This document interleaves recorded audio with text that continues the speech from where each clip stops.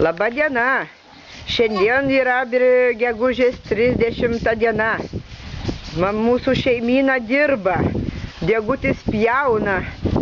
Malkas. Tavo tuo sugalvojau kaupų kaupotą nušlifuot, nes pašinai eina. Va, kur tu tą davėjai, tą parvežiau, tą, matai, trina, tėtis nuo kaupuko. Tongas sėdi čia. O čia tėtis parvežė tą priekabą iš Palangoj buvo. Tai yra Klaipėdoj. Anabelytė, va, matai, gražiai tongą paglostyk. Va, matai jūsų tongas. Va, dirba Degutis su pirštinim apsimovęs, va. Važiuoji kokias, parodyk savo pirštinį. Va. Pjauna pečiui. Va, paskui, matai, jis dirba su pirštinim. Va. Aš dirbu su pirštinim, kašinant išeiti pjautų.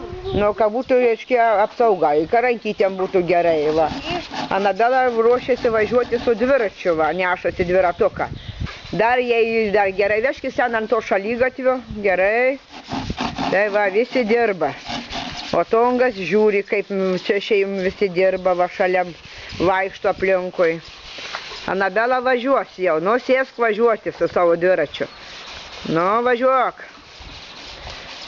Mink, Anabela važiuoja. Jo, gerai, važinėk. Šitą darbą. Tai šiandien kol kas bye bye.